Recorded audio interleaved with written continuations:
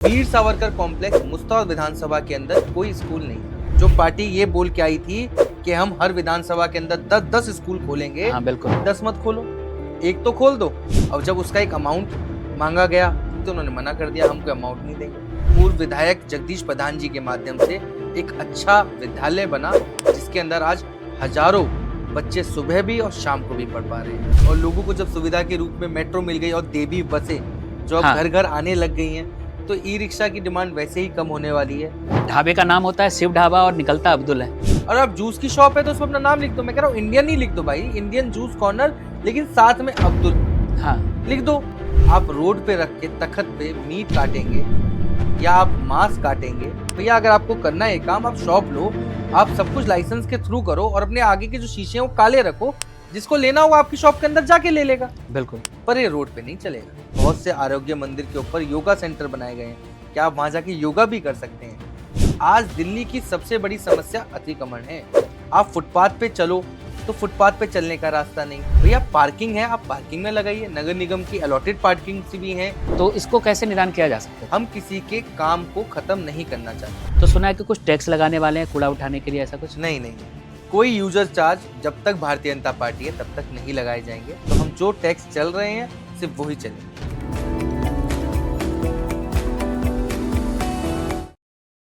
Hello नमस्कार, मैं हूं संतोष टंडन। टॉक विद टंडन के आज के पॉडकास्ट में आप सभी का बहुत स्वागत है।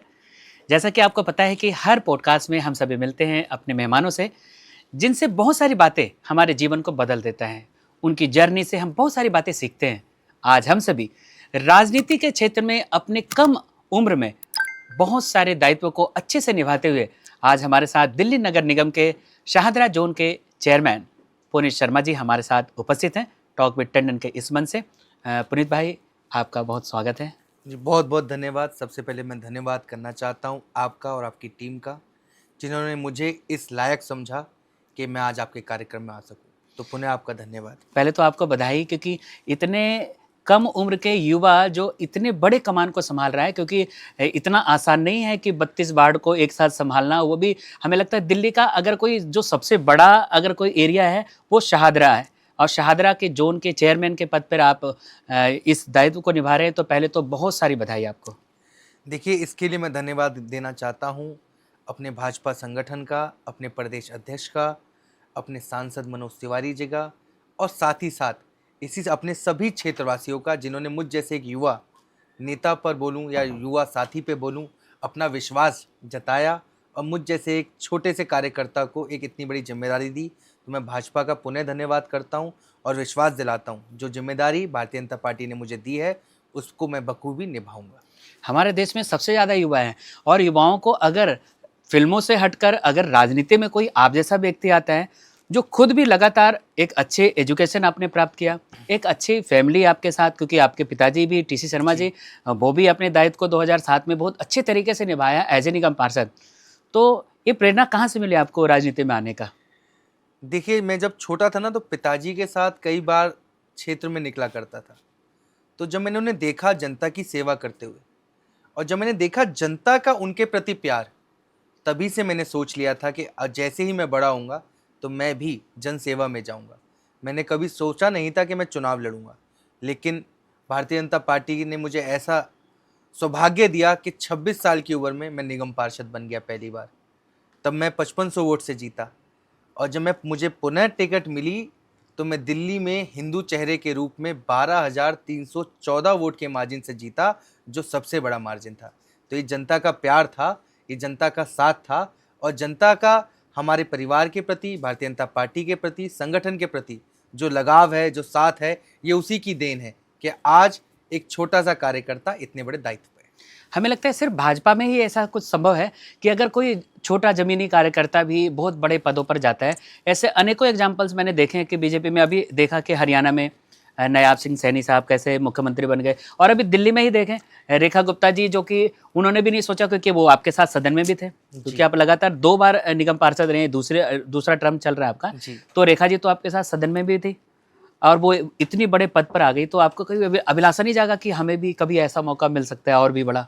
जी नहीं, मैं सबसे पहले ये कहना चाहता हूँ, जो आपने बात रखी, रेखा गुप्ता जी हमारे साथ पार्षद थी, तो कभी ऐसी कोई और पार्टी नहीं हो सकती जो एक पार्षद को विधायक बनाए और विधायक से सीएम बनाए। और ये सौभाग्य है हमारा कि हमें एक ऐसी सीएम मिली है कि आज अगर एक पार्षद के रूप में, एक कार्यकर्ता के रूप में हम जा सकते हैं, अपनी बात रख सकते हैं और सीएम मैडम हमारी बात सुनती हैं। और इससे पहले 11 साल दिल्ली में एक ऐसी सरकार भी रही कि जो सीएम कभी अपने ऑफिस में नहीं गए, वो सीएम कभी जनता के बीच में नहीं गए, वो सीएम कभी जनता से रूबरू नहीं हुए और जनता त्रस्त थी। उसका जवाब इस बार भारतीय जनता पार्टी की सरकार बनाकर और एक ऐसी सीएम को चुन के लोगों ने किया कि जो सीएम 24 घंटे जनता के कार्यों में लगी हुई है, जो भारतीय जनता पार्टी 24 घंटे जनता के कार्य में लगी हुई है। और आप देखिए, सीएम आवास के ऊपर भी जन सुनवाई का एक अलग से रूम बनता है। सीएम के ऑफिस में कोई भी जाए जाके मिल सकता है। आप एक वीडियोस देखते होंगे, आजकल बहुत चलती हैं कि आज रात के 10 बज रहे हैं और सीएम हाँ। कार्यालय से निकल रही हैं। तो ये सिर्फ भारतीय जनता पार्टी में संभव है, क्योंकि भारतीय जनता पार्टी का एक छोटा सिपाही भी कब एक अच्छे दायित्व पे आ जाए, पर वो भूलता नहीं अपनी जमीन को। उसके पैर हमेशा जमीन पे रहते हैं, संगठन से जुड़े हुए रहते हैं। आपका ये जो कार्यकाल है वो बहुत ऐतिहासिक होने वाला है, क्योंकि आप जब इस समय आप जोन के कमान संभाल रहे हैं, इस समय हर तरफ बीजेपी है। एक तरफ केंद्र में मोदी जी तो है ही, क्योंकि आज के सर्वे के हिसाब से सबसे ज़्यादा दिन तक अगर कोई प्रधानमंत्री बना है तो मोदी जी माननीय नरेंद्र मोदी जी बने। और अब तो यहाँ सीएम रेखा गुप्ता जी हो गई आपके, क्योंकि पूरे दिल्ली जो मेयर भी आपके राजा बीजेपी इकबाल सिंह जी, वो भी बीजेपी से हैं। और आप जोन की कमान संभाल रहे हैं और अभी समितियां भी गठित हो गई है। तो क्या काम करना थोड़ा अब आसान लग रहा है इस पर? देखिए, काम में आपको खुद दिखता होगा, आज दिल्ली बदलती हुई दिख रही है। जो रोडें 11 साल से नहीं बनी थी, वो रोड बननी शुरू हो गई हैं। जो ड्रेन्स, जो आईएफसी की ड्रेन्स, बड़े नाले पिछले 11 साल से साफ नहीं हो रहे थे, हर एक निगम पार्षद इसकी आवाज़ उठा रहा था, आज वो ड्रेन्स साफ हो रही हैं। आप देख रहे होंगे, भारतीय जनता पार्टी का हर एक विधायक, हर एक सांसद, हर एक पार्षद आपको ज़मीन पे दिखता होगा। हर दिन वो जनता के बीच में रहते हैं। जन सुनवाई के माध्यम से हर हफ्ते जनता से बातचीत होती है। और जो क्षेत्र के काम हैं, अब वो दिन प्रतिदिन अच्छे होते जा रहे हैं, क्योंकि एक अच्छी सरकार इस समय दिल्ली के अंदर है। क्योंकि पुनीत भाई, जब भी हम किसी को पॉडकास्ट में बुलाते हैं तो उसकी पूरी जर्नी को हम लोग खंगालते हैं। तो मुझे एक चीज़ अच्छा लगा कि कोई अगर एक अच्छे फैमिली का लड़का, अच्छा पढ़ा लिखा अच्छे फैमिली का लड़का आता है राजनीति में, और वो आराम से एसी में नहीं रहता, वो जमीन पे काम करता हुआ मैंने देखा। अभी किसी हॉस्पिटल में आप अधिकारियों के साथ स्कूली बच्चों के लिए कुछ प्लान कर रहे थे, यहाँ स्कूली बच्चे आते हैं जाते हैं, वो कौन से हॉस्पिटल का? हाँ, वो वीर सावरकर, हमारे पास एक चेस्ट क्लिनिक है जो मेरे वार्ड के अधीन आता है, दयालपुर में। उसमें एक काफ़ी समस्या काफ़ी समय से हमें आ रही थी कि हमने उसके आपको उसकी भी एक कहानी है। हाँ। अगर मैं वो बताना चाहूँ तो हाँ, एक बिल्कुल। अच्छी कहानी है हाँ। कि वीर सावरकर कॉम्प्लेक्स मुस्ताद विधानसभा के अंदर कोई स्कूल नहीं था, कोई अच्छा स्कूल नहीं था मेरे वार्ड के अंदर। ठीक है। और सरकार दिल्ली के अंदर उस समय आम आदमी पार्टी की थी। और हमारे विधायक जो थे, वो दिल्ली में 3 विधायकों में से एक विधायक थे, जगदीश प्रधान जी। हाँ जी। जब उन्होंने इस विषय को रखा कि हमारे मुस्ताद विधानसभा की बेटियां, बहनें वहाँ से यमुना विहार, गोकलपुरी पढ़ने जाती हैं, क्योंकि यहाँ स्कूल कम है, एक स्कूल और खोला जाए। जो पार्टी ये बोल के आई थी कि हम हर विधानसभा के अंदर 10-10 स्कूल खोलेंगे, हाँ, बिल्कुल। तो उन्होंने बोला भाई 10 मत खोलो, एक तो खोल दो। तो आम आदमी पार्टी का जवाब था कि वहाँ पर हमारे पास ज़मीन नहीं है। उस समय भी नगर निगम में मैं था, मेरे साथ मास्टर सतपाल जी थे, जो इस समय भी दोबारा पार्षद हैं मेरे साथ। हाँ। जब ये विषय हमारे पास आया तो हमने वो वीर सावरकर में से दिल्ली सरकार को ज़मीन अलॉट कर दी थी। ठीक है। और जब उसका एक अमाउंट मांगा गया तो मनीष सिसोदिया जी ने, जब वो शिक्षा मंत्री थे, उन्होंने मना कर दिया, हम कोई अमाउंट नहीं देंगे। जब हमारे विधायक जी ने ये बात हमारे बीच में रखी तो हमने बोला, हम सभी पार्षदों ने बोला कि कोई बात नहीं, ये दिल्ली के हित की बात है, ये हमारे घर की बेटियों के लिए हित की बात है, इसे हम 1 रुपये की लीज पे करवाएंगे। अच्छा। तो हमने वो ज़मीन 1 रुपये की लीज पे दिल्ली सरकार को दी। और उसके अंदर माननीय हमारे पूर्व विधायक जगदीश प्रधान जी के माध्यम से एक अच्छा विद्यालय बना, जिसके अंदर आज हजारों बच्चे सुबह भी और शाम को भी पढ़ पा रहे हैं।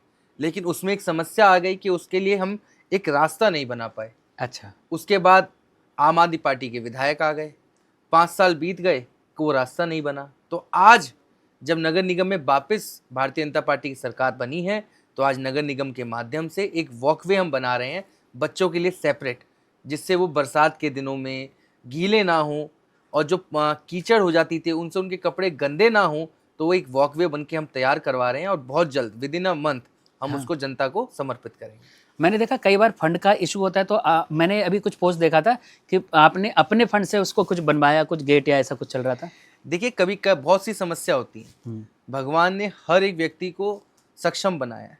जैसे कुछ समस्या मेरे पास भी आती हैं जो क्षेत्र से रिलेटेड है, जो मेरे कार्य क्षेत्र में नहीं आती, पर हाँ मैं सक्षम हूँ और मेरे साथ जो मेरी टीम है वो भी सक्षम है, तो हम सब मिलके एक समाज सेवा के रूप में उस कार्य को भी कर देते हैं।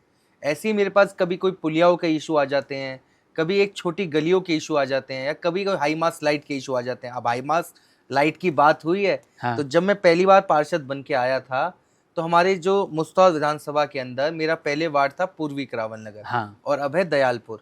तो इन वार्डों के अंदर क्या इशू था कि वहाँ हाई मास लाइट नहीं थे, वहाँ पर अंधेरा रोडों पे, मेन रोड पे काफ़ी रहता था। तो हमने आके माननीय सांसद मनोज तिवारी जी के माध्यम से सांसद निधि से 24 हाई मास लाइटें अपने क्षेत्र में अब तक लगवा चुके हैं और 8 और बहुत जल्द लगने जा रही हैं। ये तो बहुत अच्छा प्रयास है आपका, सार्थक प्रयास। अभी आपने ब्रिजपुरी पुलिया का भी अनावरण है, ऐसा कुछ किया था? जी, ब्रिजपुरी पुलिया में क्या, हमारे यहाँ जो नालों के इशू हैं वो बहुत ज़्यादा, जल भराव का इशू रहता था, और जो हमसे पहले जनप्रतिनिधि थे उन्होंने शायद इसकी तरफ थोड़ा ध्यान नहीं दिया। आज मेरा ध्यान और हमारे जो मौजूदा विधायक हैं मोहन सिंह बिष्ट जी का ध्यान इसकी तरफ है। हम जो हमारे जो ड्रेन के आउटफॉल्स बना रहे हैं, आउटफॉल्स मतलब जो पानी बाकी कॉलोनियों से अंदर, अब क्या पॉपुलेशन बढ़ गई है। बिल्कुल। अब पहले एक घर के अंदर 4 लोग रहते थे, उसके बाद 8 हुए, आज हर फ्लोर पे एक फैमिली रहने लग गई। बिल्कुल। तो जो वाटर यूजेज है वो ज़्यादा हो गई, हाँ। और जो ड्रेन का पानी है वो आईएफसी ड्रेन में जाने के लिए उनको एक कलवर्ट थी, उस कलवर्ट को हमने 4 में किया, मतलब अब 4 स्थानों से उसके अंदर पानी जाएगा। तो जब बरसात होती है तो जल भराव ना हो, उसका प्रयास हमने किया है और कई हद तक हम उसमें सक्षम हैं, और आने वाले 6 महीने के अंदर हम प्रयास करेंगे जो हमारी मुख्य सड़कें हैं उन पे जल भराव ना हो।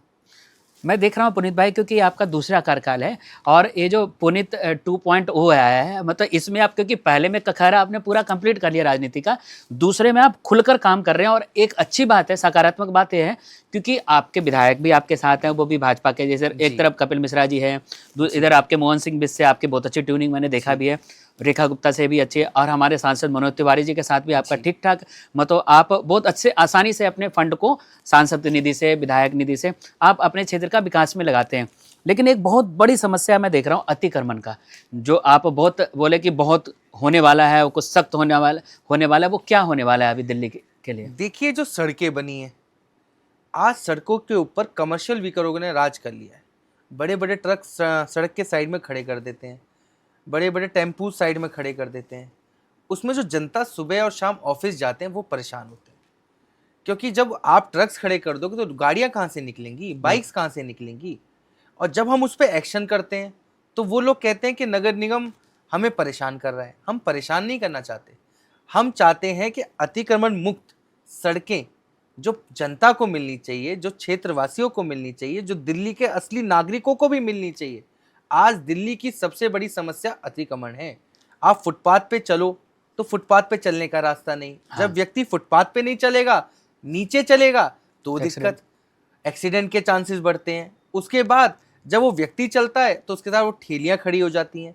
तो मेरा ये मानना है कि अगर हम इन सब चीज़ों को एक स्थान दें, भैया पार्किंग है आप पार्किंग में लगाइए, नगर निगम की अलॉटेड पार्किंग भी हैं, दिल्ली सरकार की पार्किंग भी हैं।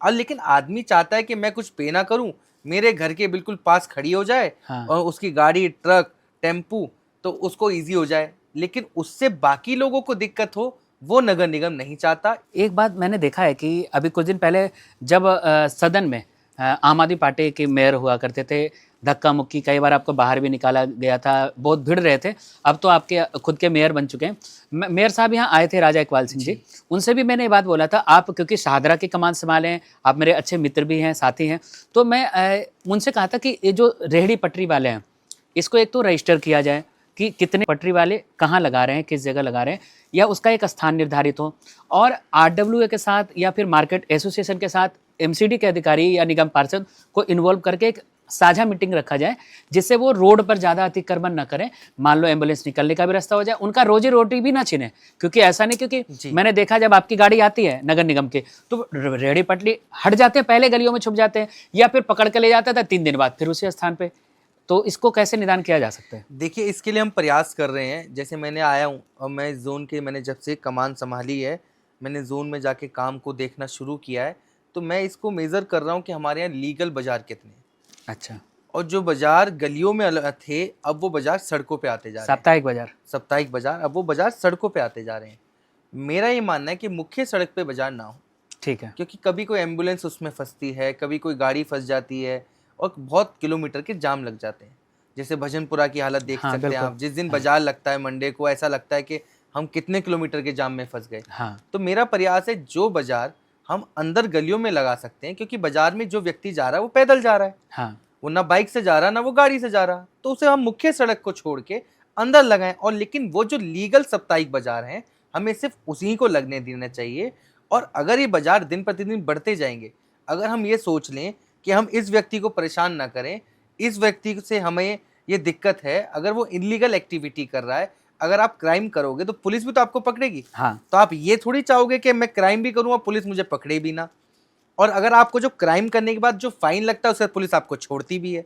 तो वैसा ही रेडी पटरी के साथ है। अगर हम रेडी पटरी को उठाते हैं तो उस पर फाइन चार्ज है, उसके बाद वो छुड़ा के वहीं खड़ा करते हैं। तो हम उन्हें समझाते हैं और कहते हैं कि भैया प्रयास करो कि आपके वजह से कोई भी व्यक्ति परेशान ना हो। हम किसी के काम को ख़त्म नहीं करना चाहते। भारतीय जनता पार्टी किसी का भी अनहित नहीं चाहती है। भारतीय जनता पार्टी चाहती है कि दिल्ली के अंदर साफ़ सुथरी सड़कें, दिल्ली के अंदर चलने वाली सड़कें, गड्ढा मुक्त सड़कें हम दे सकें, उसके प्रयास में हम लगे हुए हैं। चलो, अतिक्रमण के बाद एक और सबसे बड़ी समस्या एमसीडी की है, वो 6-6 मंजिल मकान बन जाता है। अभी आपने देखा आपके शायद आपके वार्ड में या आपके जी, पास जी। ही हाँ, नेहरू निरंतर। विहार में अभी एक बहुत सारे लोग इंजर्ड हुए, बहुत सारे डेथ भी हो गए थे। ऐसे बहुत सारे मकान हैं जो 6 मंजिल बना देते हैं। अभी जनता कॉलोनी में भी ऐसा कुछ हुआ था जहाँ पे जी। गाड़ियाँ भी नहीं पहुँच पाई। तो इसके लिए क्या कर रहे हैं आप लोग? देखिए, वैसे तो मुझे बोलना नहीं चाहिए, लेकिन आप परिवार का हिस्सा हैं, आपने पूछा है और मैं चाहूँगा हाँ, जनता तक बात पहुँचनी चाहिए। आप मकान बनाइए, लेकिन एमसीडी से नक्शा पास हो वो बनाइए। और अगर आप मकान बना रहे हैं और 6-6 मंजिल अगर मकान बन रहे हैं, तो ये आपकी स्वयं की सुरक्षा के लिए भी अनित है और आस-पड़ोस के क्षेत्र के लिए भी अच्छा नहीं है। और आज मुश्ताबाद विधानसभा हो गई या सीलमपुर विधानसभा हो गई या सीमापुरी विधानसभा हो गई, यहाँ ये सबसे बड़ी समस्या बनती जा रही है।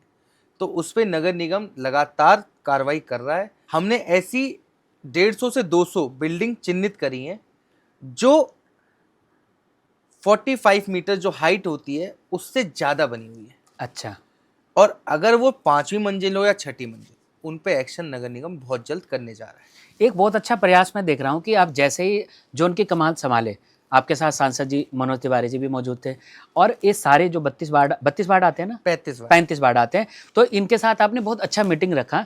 अधिकारियों के साथ कोऑर्डिनेशन बहुत अच्छा है, क्योंकि ये जितना भी आपको कार्यकाल मिला है, ये आपको प्रूफ करना है कि आपका कार्यकाल सबसे बेहतर रहे। जी। ऐसी मैं कामना भी करता हूँ और उम्मीद भी करता हूँ। अधिकारियों से ट्यूनिंग कैसी है आपके?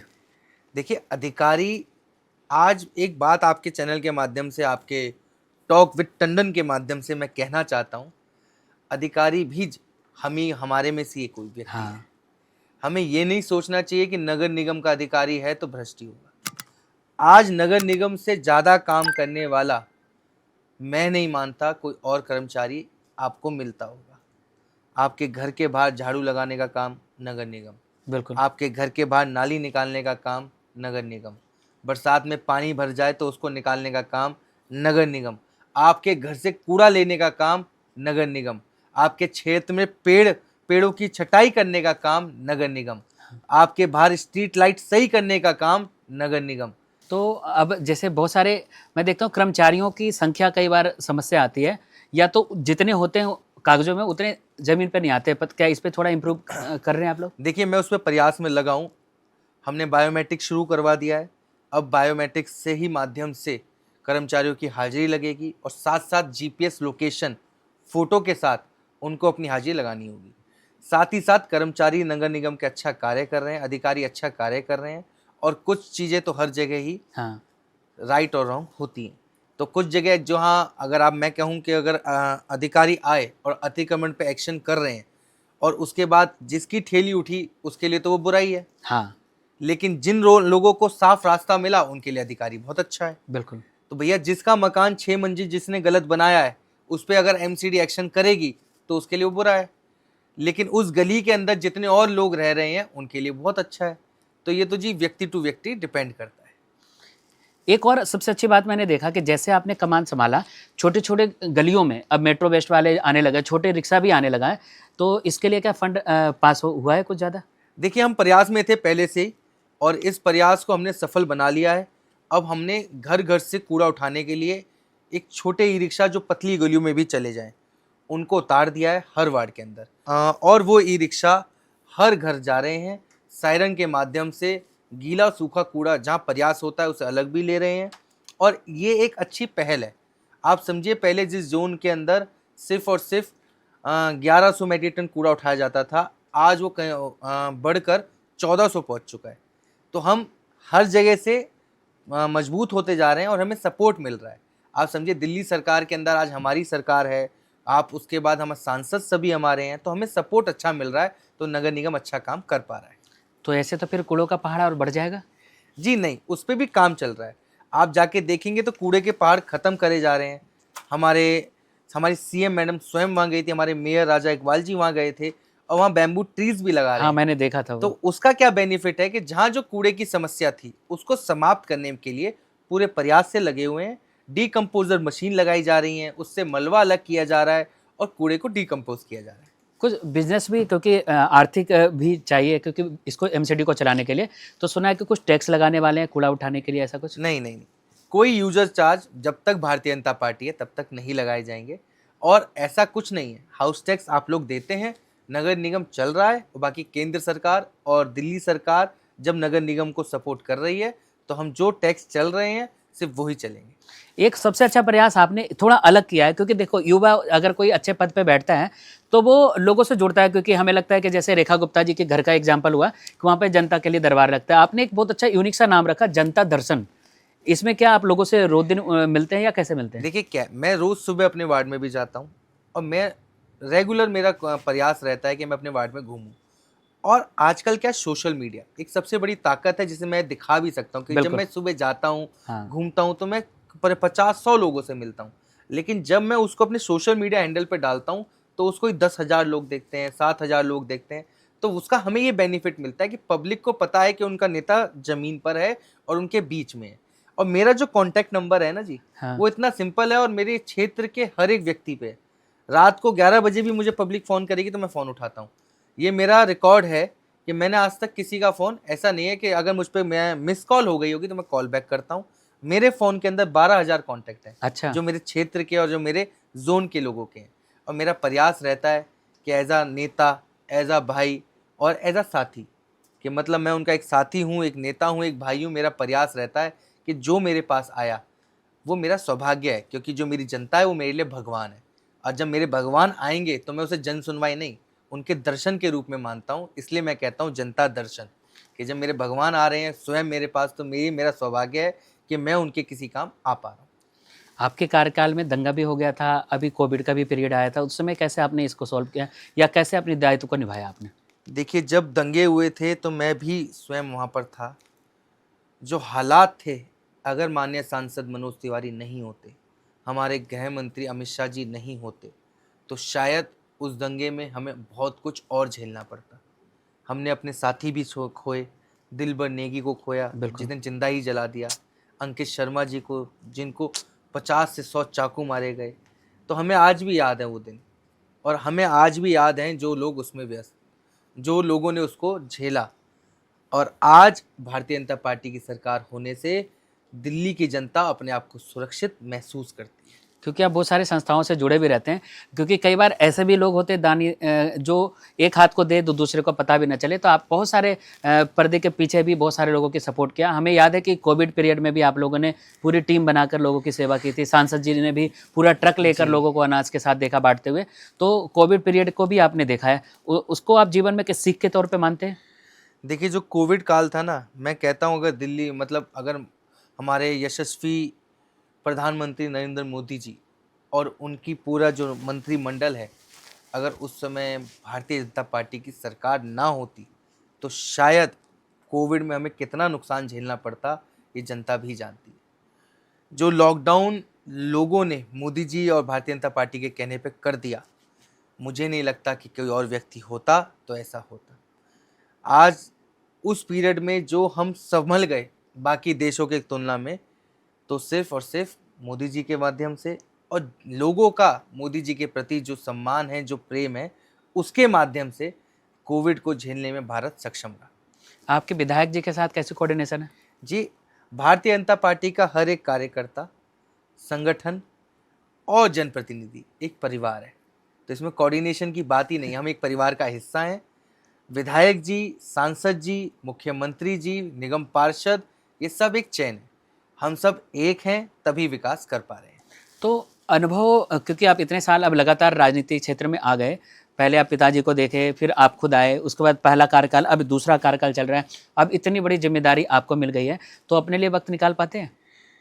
देखिए, जनता के बीच में रहना ही एक जनप्रतिनिधि का कार्य है, और मेरा परिवार, मेरे पिताजी स्वयं राजनीति में रहे हैं, अभी भी हैं। मेरा परिवार इस बात को समझता है और बखूबी जानता भी है कि सबसे ज़्यादा ज़रूरी है, जिसे ज़रूरत है उसके लिए खड़ा होना।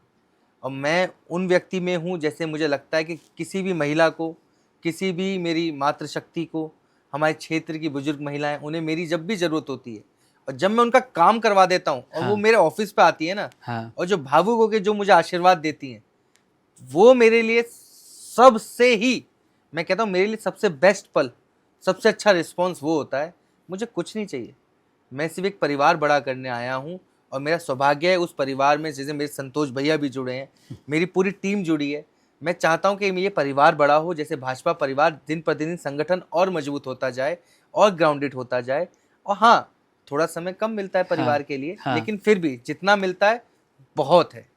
तो क्योंकि आप एक युवा हैं, और युवा बहुत सारे लोगों की प्रेरणा होता है, क्योंकि बहुत सारे युवा कार्यकर्ता जो हैं वो भाजपा में आते हैं, उनको लगता है कि जब हम बुजुर्ग होंगे तभी हमें पद मिल सकता है, लेकिन आपको देखकर लगेगा कि नहीं, अगर आप डिजर्विंग हैं, तो अगर आप लगातार जागृत हैं, मतलब एक अगर आप एक्टिव हैं, तो आपको कोई भी दायित्व मिल सकता है पार्टी की तरफ से। उन कार्यकर्ताओं को क्या कहेंगे जो भाजपा से जुड़ रहे हैं या अभी नया नया जुड़े हैं? देखिए, भारतीय जनता पार्टी एक संगठन है, एक परिवार है, और एक ऐसी कड़ी है जो राष्ट्र हित में काम करती है। इस संगठन से मैं इसलिए भी जुड़ा था क्योंकि यशस्वी हमारे प्रधानमंत्री नरेंद्र मोदी जी के जो कार्य करने की शैली है, उसे देख के मैं बहुत प्रभावित हुआ था। उसके बाद हमारे संगठन के अंदर आप देखेंगे हमारे प्रदेश अध्यक्ष वीरेंद्र सचदेवा जी को, जैसे वो काम करते हैं, मैं आज भी उनसे सीखता हूँ। आप कोई व्यक्ति उनके ऑफिस में चला जाए, वो बिना मिले वापस नहीं आ सकता। कोई भी छोटे से छोटा कार्यकर्ता चला जाए, वो अपनी पूरी बात रख सकता है। हमारे सांसद जी को देखिए, मनोज तिवारी जी को, लगातार जनता दरबार लगाते हैं। हर दिन आप सांसद जी के कार्यालय पे चले जाओ, आप सांसद जी को फ़ोन कर लो, आपका कोई ऐसा कार्य नहीं वो मना कर दें। और अगर कार्य सही है तो सांसद जी आपके साथ खड़े हैं, और भारतीय जनता पार्टी आपके साथ खड़ी है। और ऐसे ही एक पार्षद के रूप में मैं अपने क्षेत्र के साथ खड़ा हूँ और हमेशा खड़ा रहूँगा। क्योंकि आप जोन के चेयरमैन बने हैं शाहदरा के, तो आपका ऐसा क्या नया विजन है जो आप चाहते हैं कि इम्प्लीमेंट हो हमारे इस शाहदरा क्षेत्र में? हाँ, ये आपने मुझसे ऐसा सवाल पूछा जो मुझे लगता है कि आज मैं अब भी उसका आंसर ढूंढ रहा हूँ, क्योंकि मेरा प्रयास है कि हमारे क्षेत्र में कूड़े की समस्या समाप्त हो। मेरा प्रयास है कि अतिक्रमण फ्री हमारा यमुना पार हो। मेरा प्रयास है कि जो हमारे क्षेत्र में मुख्य सड़कों पे गड्ढे हो गए हैं, जो सड़कें खराब हैं, वो जल्द से जल्द ठीक हों। मेरा प्रयास है कि जो हमारे क्षेत्र के अंदर छोटे रास्ते हो गए हैं, जिन्हें हमें वाइड करना है, चौड़ा करना है, और नए नए रास्ते लोगों को देने हैं, उसका प्रयास है और कर रहे हैं, और कोशिश है कि बहुत जल्द समर्पण भी करेंगे और जनता को देंगे भी। अभी मैंने देखा कि दिल्ली पुलिस से एक दायित्व को हटाकर एमसीडी की तरफ दिया गया है कि आप सिंगल विंडो से जाकर बहुत सारे काम करा जी। सकते हैं, ये जैसे किसी को होटल, लाइसेंस ढाबा, चाहिए। रेस्टोरेंट, ऐसे लाइसेंसिंग डिपार्टमेंट में, तो एक अच्छा सार्थक प्रयास है। और धीरे धीरे मैं देख रहा हूँ, क्योंकि मकान बनने के लिए पहले दिल्ली पुलिस के लोग परेशान करते थे या अपनी ड्यूटी को करते थे, अब एमसीडी को ये जिम्मेदारी दे दी गई है, तो आपका ये दायित्व बढ़ गया है। देखिए, नगर निगम पहले भी इनमें काम कर रहा था, हम पहले भी लाइसेंस बना रहे थे, हम पहले भी ये सब काम कर रहे थे, और एडिशनल लाइसेंस चाहिए होता दिल्ली पुलिस का, उसको हटा दिया गया। अब लोगों को सुविधा ज़्यादा मिलेंगी और चक्कर कम काटने पड़ेंगे। और ये बहुत अच्छी सोच हमारी मुख्यमंत्री रेखा गुप्ता जी की है, उनकी टीम की है, कि लोगों को समस्या कम हो, सुविधा ज़्यादा हो। उसी के प्रयास में हमारा शादरा नॉर्थ जोन भी है, हमारे आईएएस जो हमारे साथ हैं वो भी काफ़ी अच्छे हैं, उनकी पूरी टीम जो हमारे एओ हैं, एसी हैं, ये सभी लोग प्रयास करते हैं कि कोई व्यक्ति जो जोन के अंदर कार्य लेके आया है उसको पूरा करें और उसको कोई समस्या ना हो। क्योंकि आप अभी युवा हैं, 35 निगम पार्षदों को एक साथ बिठाना मीटिंग में और बातचीत करना, तो कोई ऐसा भी व्यक्ति होता है जो आपसे कहता है कि अरे तुमसे ज़्यादा मैं उम्र का हूँ, ज़्यादा अनुभव है, मेरे से कुछ सीखो, ऐसा कुछ होता है या उनसे समन्वय बना लेते हैं? देखिए, सबसे बढ़िया हमें एक दूसरे से हमेशा ही सीखना चाहिए और मैं अपने साथी पार्षद भाई बहन सभी से कुछ ना कुछ सीखता ही हूँ। आप हर एक व्यक्ति के अंदर अपनी एक अलग क्वालिटी होती है और ये मेरा सौभाग्य है कि मैं उस क्वालिटी को सीखने का मुझे अगर सौभाग्य मिल रहा है तो उसमें क्या दो रहा है, सीखना चाहिए। और सबसे बढ़िया बात कि जो हमारे 35 पार्षद हैं ये समझते हैं नगर निगम को, ये समझते हैं कि दूसरे पार्षद की भी सेम समस्या है और सब मिलके एकजुट होके ही इस जोन में कार्य कर रहे हैं और हम बहुत जल्द इस जोन को और साफ सुथरा, बहुत अच्छा और अतिक्रमण फ्री और रोडों पे एक जो बड़ी समस्या आज हमें देखने को मिलती है, एक स्ट्रीट डॉग्स की आपने देखी होगी हाँ, समस्या बिल्कुल, बहुत हाँ, चल रही है। हाँ। तो उसके लिए भी हमारा प्रयास है कि अब हम हर जोन के अंदर एक डॉग्स का शेल्टर हाउस बनाने जा रहे हैं, जिसकी वजह से जो इस समस्या स्ट्रीट डॉग्स की उसको भी हम दूर करेंगे। अच्छा प्रयास है।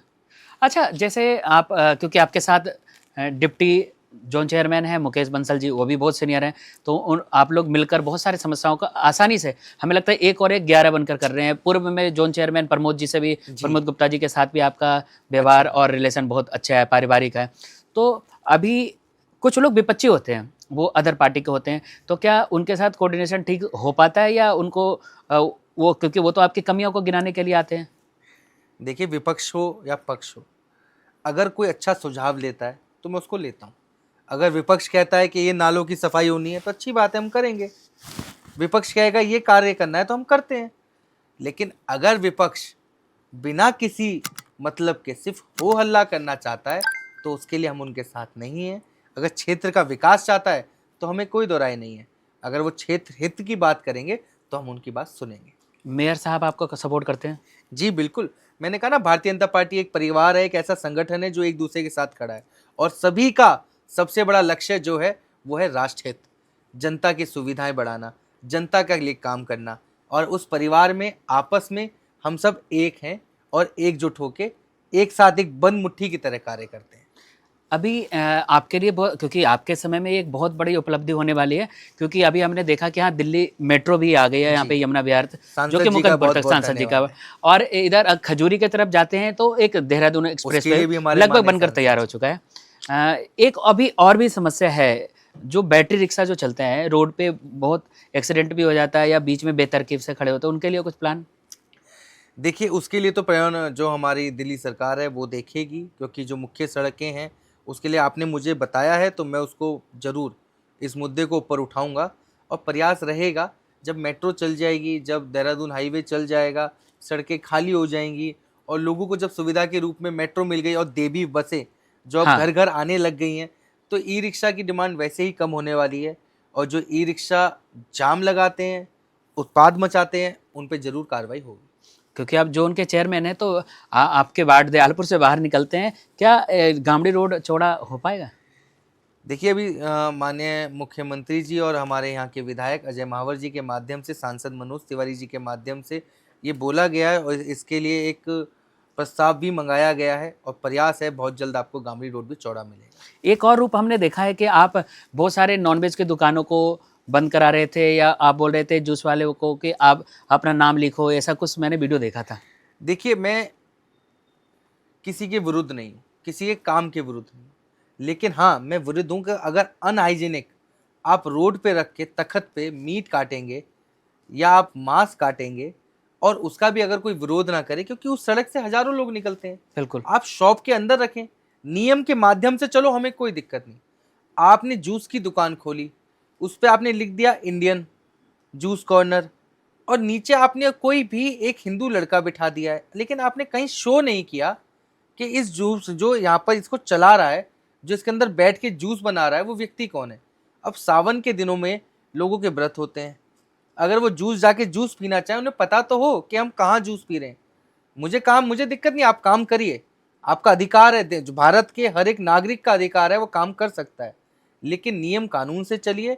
और आप जूस की शॉप है तो उसमें अपना नाम लिख दो, मैं कह रहा हूँ इंडियन ही लिख दो भाई, इंडियन जूस कॉर्नर, लेकिन साथ में अब्दुल हाँ, लिख दो, ऑनर अब्दुल लिख दो, मुझे कोई इशू नहीं है। और उसके बाद अगर कोई आपके यहाँ जूस पीना चाहता है तो मैं मना थोड़ी कर रहा हूँ। अगर कोई व्यक्ति आपके यहाँ जाना चाहता है, आना चाहता है, जूस पीना चाहता है, वो उनकी फिर, लेकिन उनकी नॉलेज में तो हो कि वो कहाँ खड़े हैं। आज हम रेस्टोरेंट जाते हैं तो आप भी तो देखते हो एक साइन लगा होता है ग्रीन, रेड और ग्रीन, तो आप भी तो देखते हैं कि जहाँ ग्रीन साइड है कि हमें वेज खाना है कि हाँ, नॉन वेज खाना है। बिल्कुल।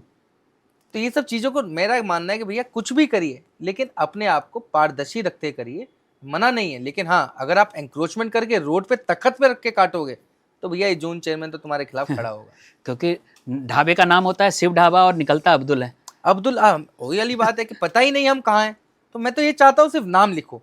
और भैया ऑन रोड रख के अगर आप कुछ भी गलत कार्य करोगे, आजकल क्या एक नया ट्रेंड चल गया है कि रोड्स पे रख के मछलियां बिकने लग गई। हाँ, अरे भैया, ये रोड पे रख के, फुटपाथ पे रख के बेचोगे तो दिक्कत है, क्योंकि अगर एक हिंदू आबादी के अंदर आप वहां रख के बेच रहे हो, वहीं काट रहे हो, वहां से बच्चे भी निकल रहे हैं, मात्र हमारी बहनें भी निकल रही हैं, उन सबको दिक्कत है। अगर हम एक व्यक्ति के लिए उन सबके विरुद्ध जाएंगे तो वो गलत है। तो मेरा प्रयास ये रहता है भैया, अगर आपको करना है काम, आप शॉप लो, एमसीडी का लाइसेंस लो, आप सब कुछ लाइसेंस के थ्रू करो, और अपने आगे के जो शीशे हैं वो काले रखो, जिसको लेना होगा आपकी शॉप के अंदर जाके ले लेगा, बिल्कुल। पर ये रोड पे नहीं चलेगा।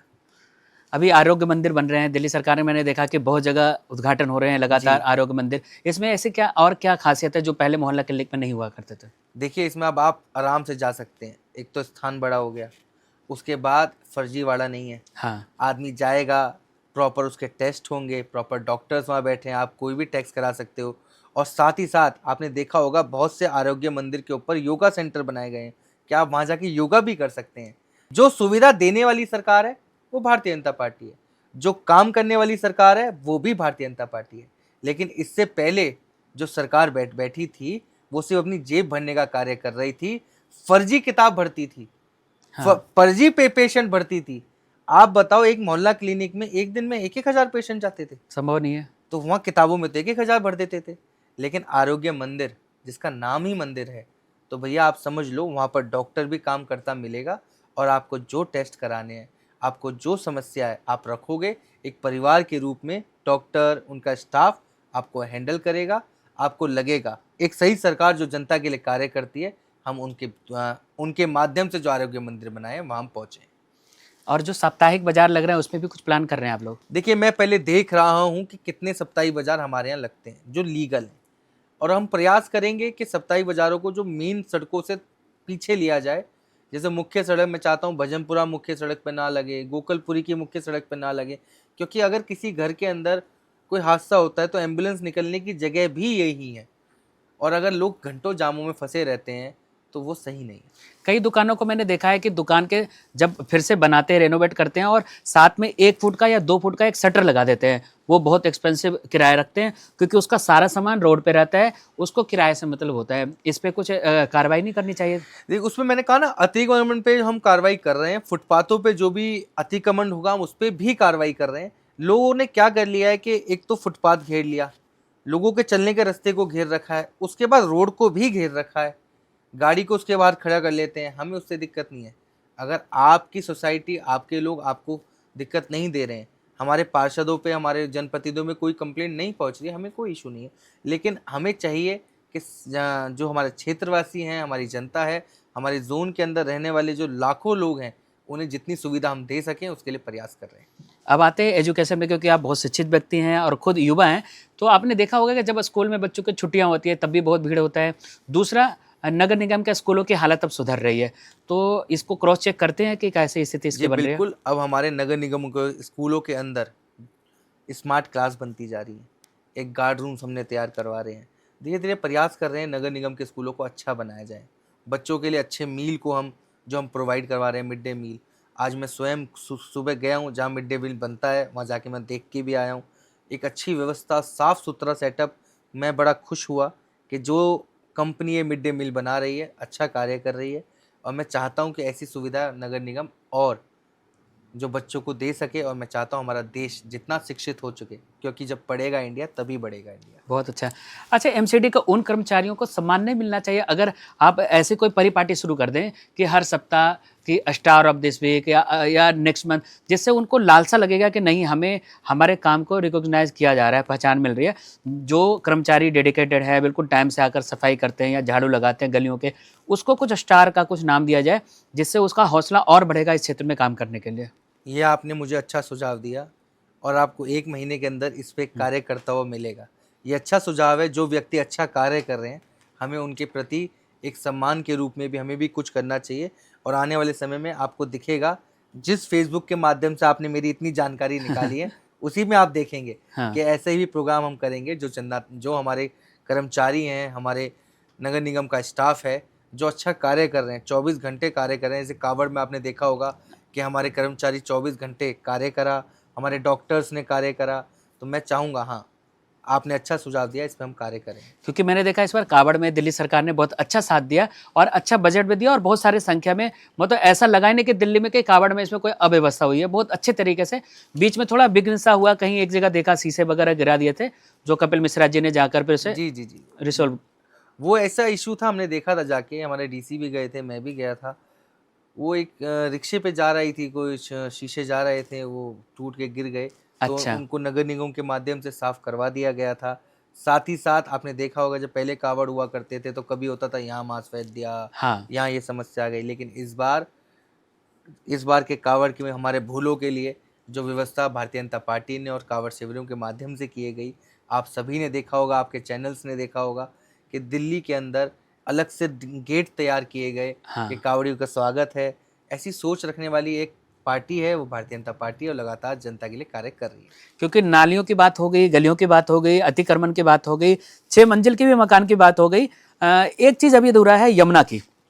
यमुना के मैंने एक सलाह दिया था, एक सुझाव दिया था मेयर साहब को भी, कि अगर कोई पैरेलल नाला ही बना दिया जाए, जिससे जो सारी गंदगी उसके अंदर जाते, तो यमुना तो जितना भी साफ करो उससे ज़्यादा मात्रा में गंदगी चली जाती है नालियों वाली। तो इसका कुछ उपाय नहीं हो सकता? देखिए, जितना हम सोच रहे हैं उससे ज़्यादा हाँ। भारतीय जनता पार्टी, नरेंद्र मोदी जी, अमित शाह जी और बिल्कुल। हमारी सीएम रेखा गुप्ता जी, उनकी पूरी टीम और पूरा स्टाफ सोच इसके रहे हैं। प्रति सोच रहा है। हाँ। और बहुत जल्द आपको दिल्ली की यमुना, जैसे हमारी गंगा है, वैसे जैसे हमारी गंगा रिवर है हमारी, ऐसी आपको यमुना रिवर मिलेगी। हमारी यमुना माँ इतनी साफ आपको मिलने जा रही है।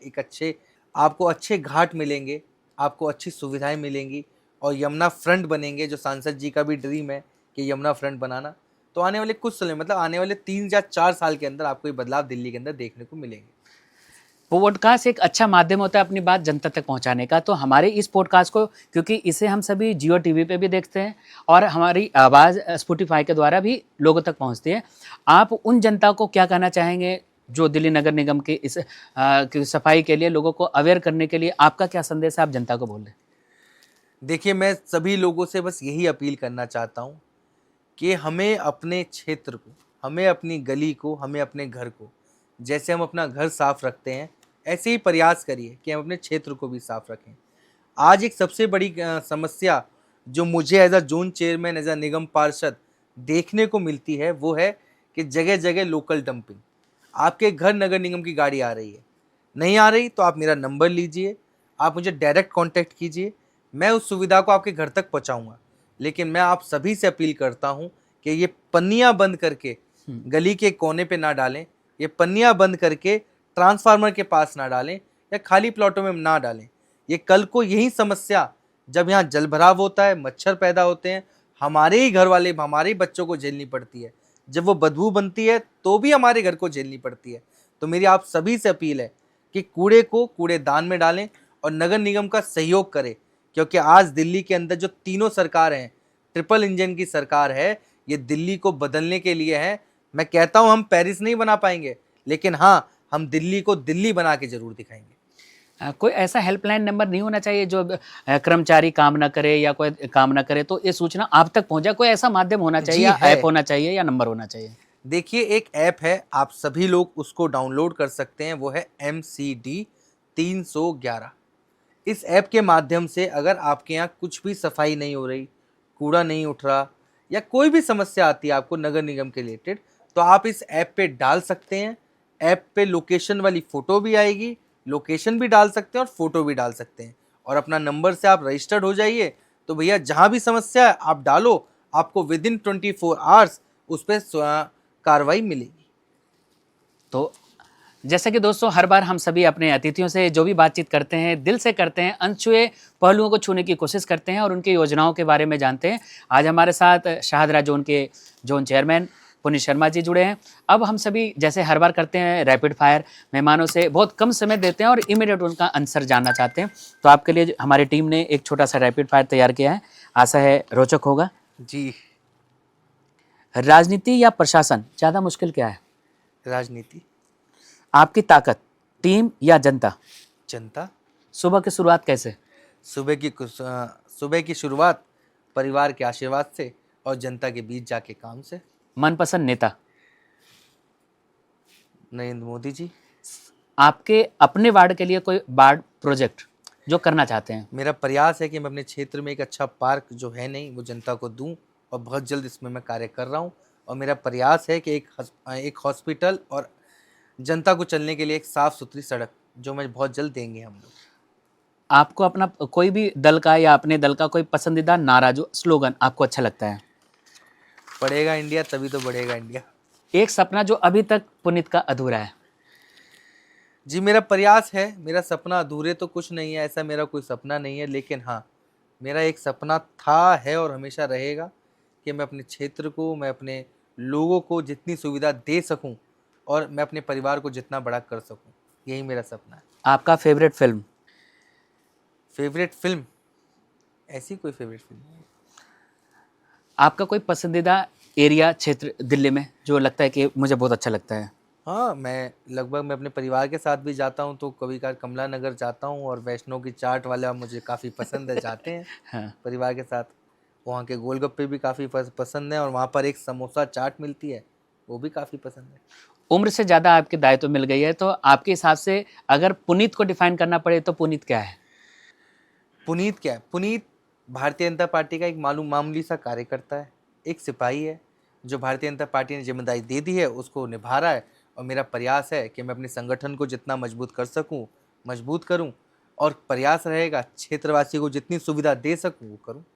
तो आप अपने 1 साल के बाद अपना रिपोर्ट कार्ड देने के लिए हमारे पॉडकास्ट पे आएंगे? जी, मैं तो चाह रहा हूँ बीच में 2 बार और आऊँ।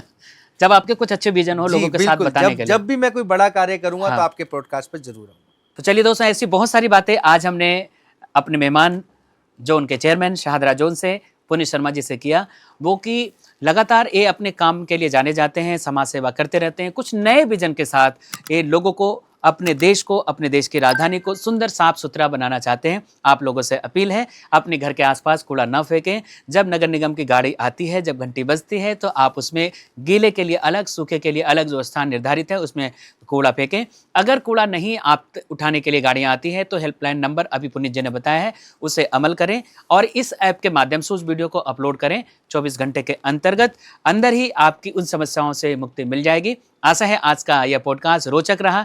अगर आप राजनीति के क्षेत्र में आना चाहते हैं, अगर आप युवा हैं, तो न कि सिर्फ फिल्म आपके लिए विकल्प है, न कि सिर्फ रील विकल्प है, राजनीति भी आकर आप यहाँ की गंदगी को साफ कर सकते हैं। अच्छे विजन के साथ राजनीति में आए, ऐसे युवा चेहरा आज हमसे जुड़ने के लिए जो उनके चेयरमैन पुनीत शर्मा जी का बहुत तहे दिल से थैंक यू। हम आपके उज्जवल भविष्य की कामना करते हैं। बहुत बहुत धन्यवाद। Thank you.